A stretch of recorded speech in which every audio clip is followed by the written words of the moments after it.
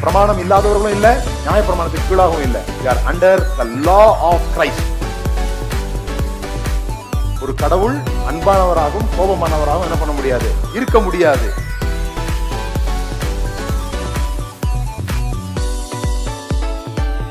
பாவத்தை வியாதியாக பார்ப்பதுதான் சுவிசேஷத்தை சரியாக புரிந்து கொள்ள உதவும்.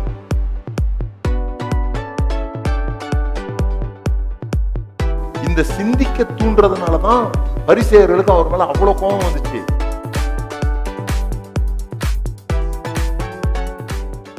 உங்களில் யாருக்காச்சும் எப்போவாவது வேதாகமத்தில் ஏன் 66 புஸ்தகம் இருக்குது, ஏன் 65 இல்லை, ஏன் 67 இல்லை அப்படிலாம் யோசனை வந்திருக்குதா? எனக்கு வந்திருக்குது. அதை குறித்து நான் ஆராய்ச்சி செய்யும் பொழுது எனக்கு கிடைத்த ஒரு ருசிகரமான தகவல்களை உங்களோட கூட பகிர்ந்து கொள்கிறேன்.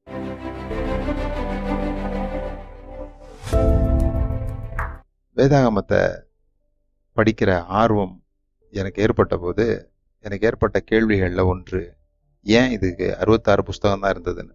அப்போ நான் அதை குறித்து ஆராய்ச்சி செய்ய ஆரம்பித்த போது ஒரு பகிர்ந்து கொண்ட ஒரு விஷயம் எனக்கு ரொம்ப இன்ட்ரெஸ்டிங்காக இருந்தது. அதுதான் சரி அல்லது அப்படிதான், நிச்சயமாக அப்படிதான், சத்தியமாக அப்படிதான் அப்படிலாம் இல்லை, இது ஒரு தேரி, இப்படி இருக்கலாம், இருந்திருக்கலாம் என்று சொல்லி ஒரு யோசனை. அது ரொம்ப ஆர்வமூட்டக்கூடியதாக இருந்தது.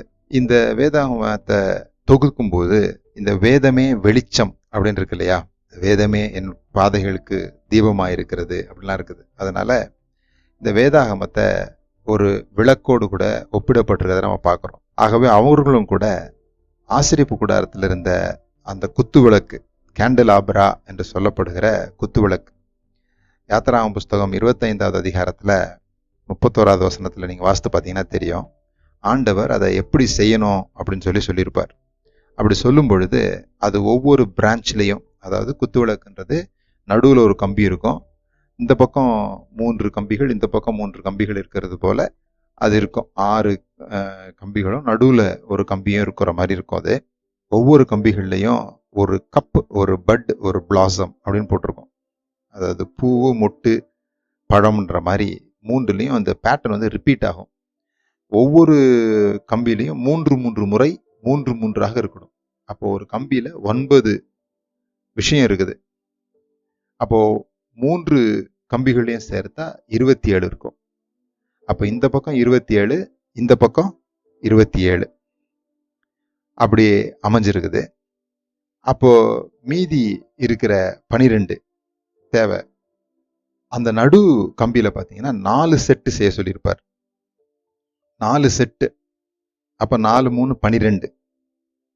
அப்போ ஒரு சைடு இந்த கம்பியும் இந்த 3 கம்பிகளும் இந்த சென்டர்ல இருக்கிற இந்த கம்பியும் சேர்ந்ததுன்னா அது 39 விஷயம் வருது.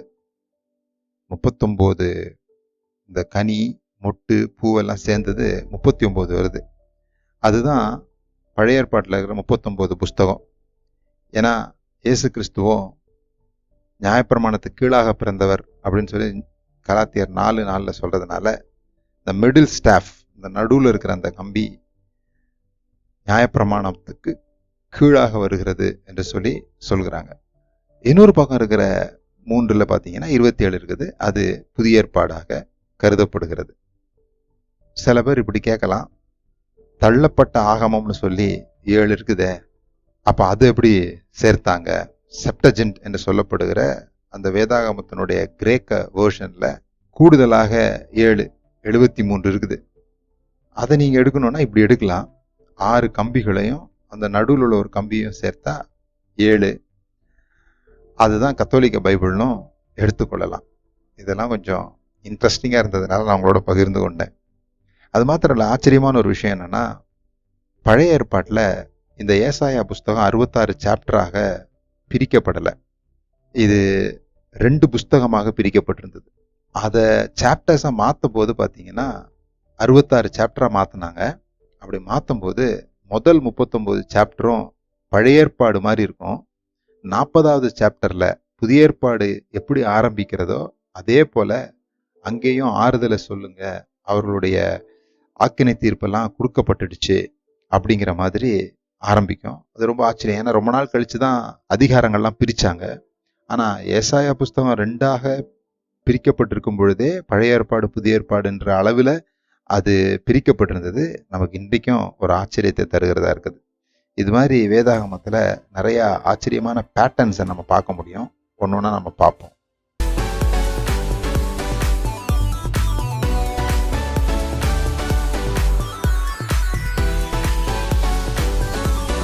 நாம பிரமாணம் இல்லாதவர்களும் இல்ல, நியாய பிரமாணத்துக்கு கீழாகவும் இல்ல. we are under the law of Christ.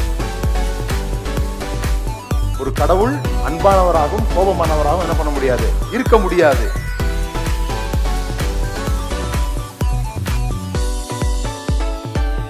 பாவத்தை வியாதியாக பார்ப்பதுதான் சுவிசேஷத்தை சரியாக புரிந்து கொள்ள உதவும்.